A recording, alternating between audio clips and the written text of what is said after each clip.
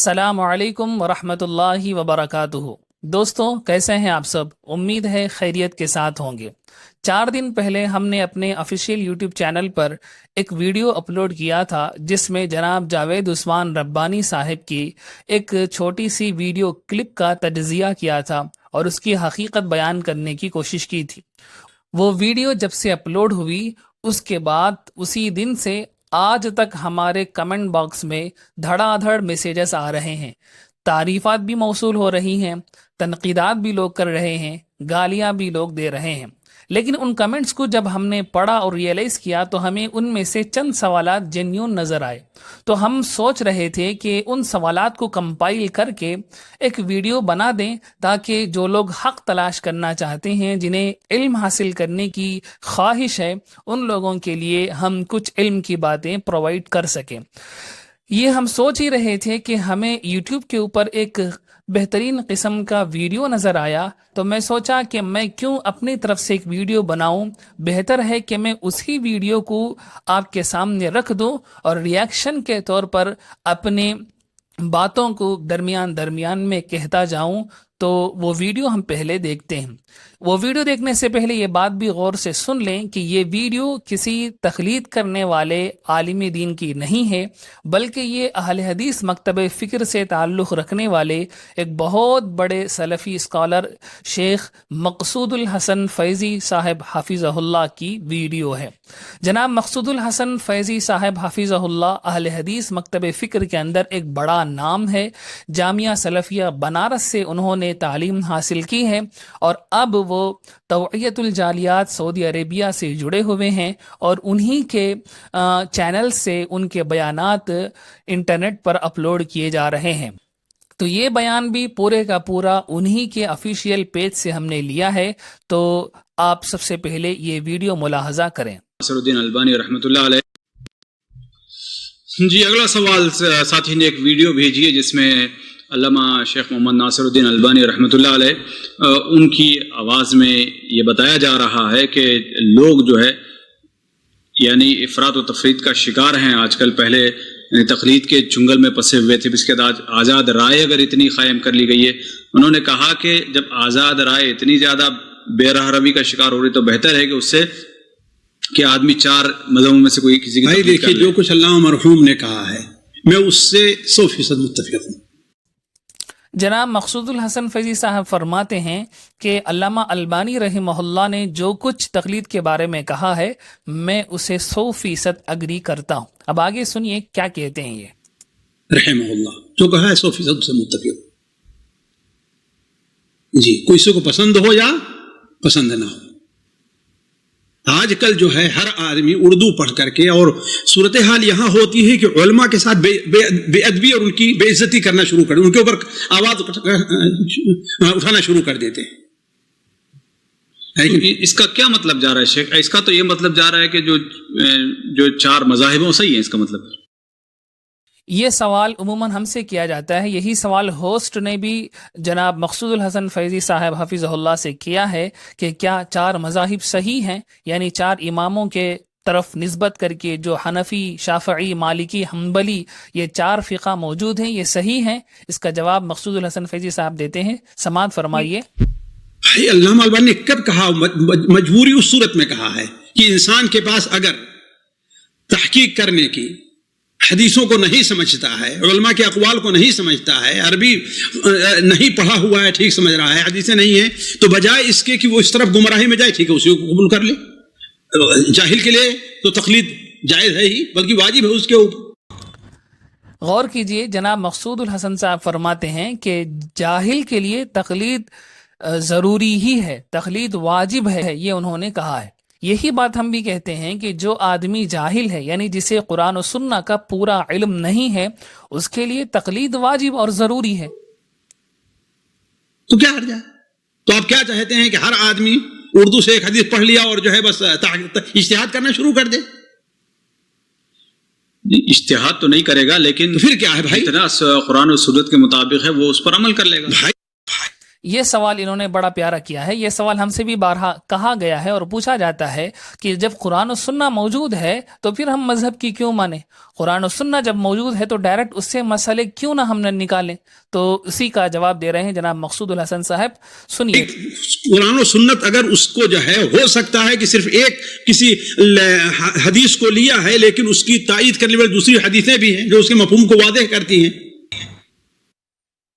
یہ جواب بہت اہم ہے. اسی کو ہم بھی بیان کرتے ہیں کہ ایک حدیث کو دیکھ کر آپ نے عمل کرنا شروع کر دیا, اسی طرح کی اسی واقعے کے متعلق اسی سینیریو کو بیان کرنے والی دوسری کئی حدیثیں ہوتی ہیں جو حدیث کی دوسری کتابوں میں موجود ہوتی ہیں, لیکن وہ سب ہمارے سامنے نہیں ہوتی. تو جس حدیث پر ہم عمل کر رہے ہوتے ہیں ہمیں وہاں غلطی لگتی ہے. ہم اللہ کے رسول صلی اللہ علیہ وسلم کے مکمل طریقے کو ایک حدیث کے اندر سمجھ نہیں پاتے. یہی شیخ مقصود الحسن فیضی صاحب بھی فرماتے ہیں. ایسا ہے کہ نہیں ہے؟ یہ تو ٹھیک ہے آپ کی بات, لیکن یہاں پر یہ نہیں سمجھ میں آتا ہے کہ اگر کوئی بیماری ہے تو اس بیماری کا علاج دوسری بیماری دیا جائے. وہ بیماری نہیں ہے, اس بیماری سے اچھا ہوتا ہے. یہ جانتے ہیں آپ بسا اوقات ایک زہر کو توڑنے کے لیے دوسرا زہر دیا جاتا ہے, چھوٹے زہر تو بڑا زہر دیا جاتا ہے. جی ہاں, آپ انسان زخم ہوتا ہی نہیں ہوتا ہے, اس کے جو ہے جو برائی اس کو نکالنے گندگی نکالنے کے لیے کبھی جو ہے وہ چمڑا بھی کاٹنا پڑتا ہے جو صحیح ہوا کرتا ہے. کاٹنا پڑتا ہے کہ نہیں کاٹنا پڑتا ہے؟ جی,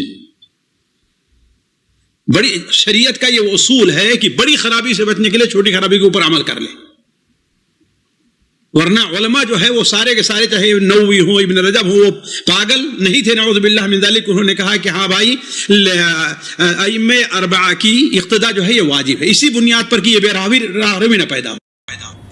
جناب مقصود الحسن صاحب فرماتے ہیں کہ امام نووی اور ابن عجب رحمہم اللہ جیسے بڑے بڑے اسکالرز نے لکھا ہے کہ ائمہ اربعہ یعنی 4 اماموں کی تقلید واجب ہے. یہ میں نہیں کہہ رہا ہوں, اہل حدیث مکتب فکر کے ایک بہت بڑے عالم دین کے یہ جملے ہیں, آپ توجہ فرمائیے. جو آج ہمارے پائی جا رہے ہیں 4 ہی پہ کیوں ہیں بھائی؟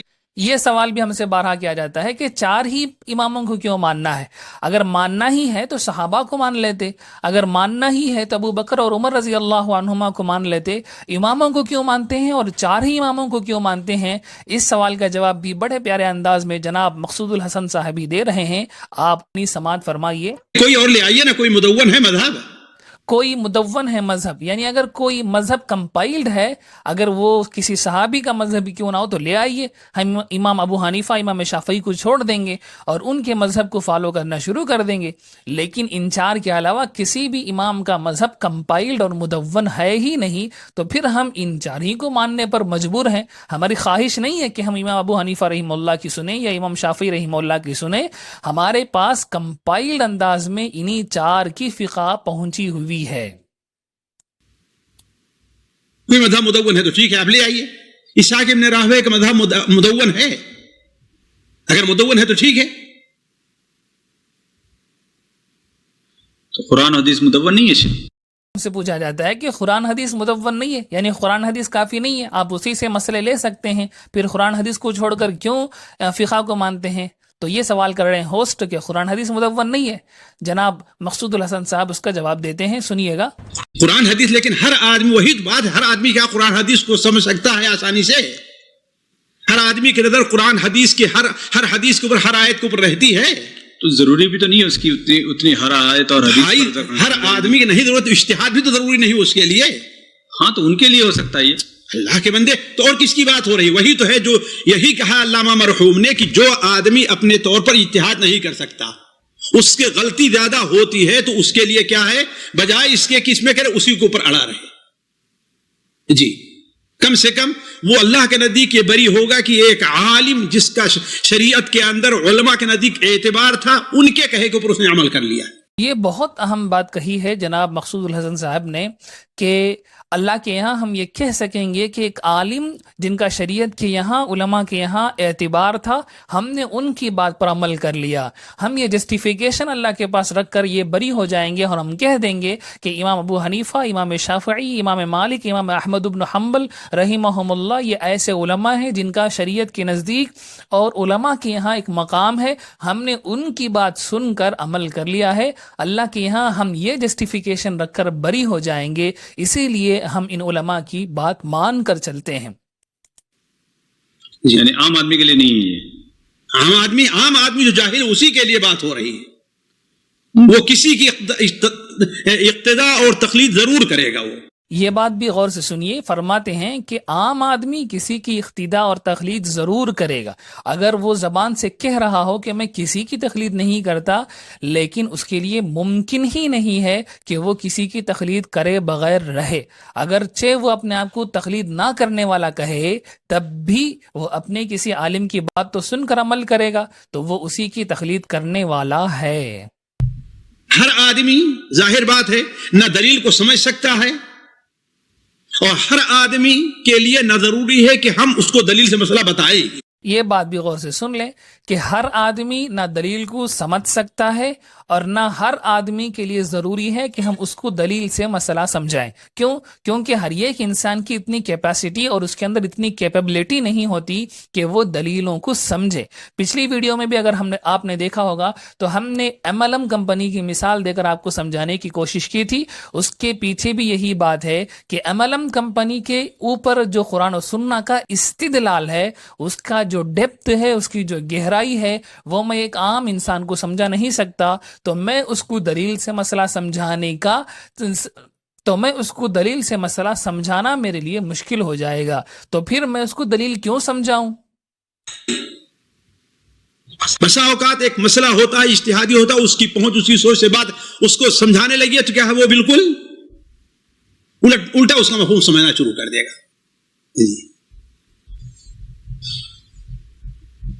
جی اگر کوئی بندہ اگر قرآن و سنت کو جو قرآن نماز اور روزے کے جو موٹے موٹے مسائل ہیں وہ عمل کر لے تو وہ بھی کافی ہے اس کے لیے. جائے یہاں یہ چیز ہے ہی نہیں ہے، یہاں یہ مسئلہ ہی نہیں ہے. یہاں تو مسئلہ یہ ہے کہ جو آدمی قرآن اور حدیث سے صحیح طور پر مسئلے کا استنباط نہیں کر سکتا، یعنی وہ آدمی ایک حدیث اردو میں پڑھ کر کے یا دیکھ کر کے وہ اجتہاد نہ کرنا شروع کر دے. علماء پر نہیں ہے، وہ کیا ہے ضروری ہے کہ علماء کا کہ یہ اصل مسئلہ ہے اور اس سے کوئی مخالفت نہیں کرے گا. سامعین، آپ نے دیکھا ہوگا جناب مقصود الحسن صاحب نے تقلید کے بارے میں کیا موقف رکھا ہے. جب میں یہ ویڈیو دیکھا تو میں بہت حیرت میں پڑ گیا. میں سوچنے لگا کہ شاید مقصود الحسن صاحب اہل حدیث مکتب فکر کو، اہل حدیث منہج کو نہیں سمجھے ہوں گے. تو میں نے غور کیا کہ میں سوچنے لگا کہ کیوں نہ میں علامہ البانی رحمہ اللہ، جن کا حوالہ انہوں نے جناب مقصود الحسن فیضی صاحب نے بھی دیا ہے، تو میں کیوں نہ ان کا موقف اور ان کا سٹینڈ اس سلسلے میں کیا ہے نہ جانوں. تو میں نے ہلکی سی ریسرچ کی، مجھے فتاوی البانیہ ملا. فتاوی البانیہ یہ علامہ ناصر الدین البانی رحمہ اللہ کے فتاوی کا مجموعہ ہے، اس کی کمپلینیشن ہے. تو اس کتاب کے اندر میں نے چند عبارات پڑھی ہیں، میں چاہتا ہوں کہ وہ آپ بھی اس کو سماعت کیجئے. فتاوی البانیہ صفحہ 124 اور 125 اردو میں ہے یہ. تو اس کے اندر جو لکھا گیا ہے میں اس کی اسکرین شاٹ آپ کے سامنے رکھ رہا ہوں، اور اس کتاب کی لنک بھی میں آپ کو پرووائڈ کر دوں گا ڈسکرپشن کے اندر.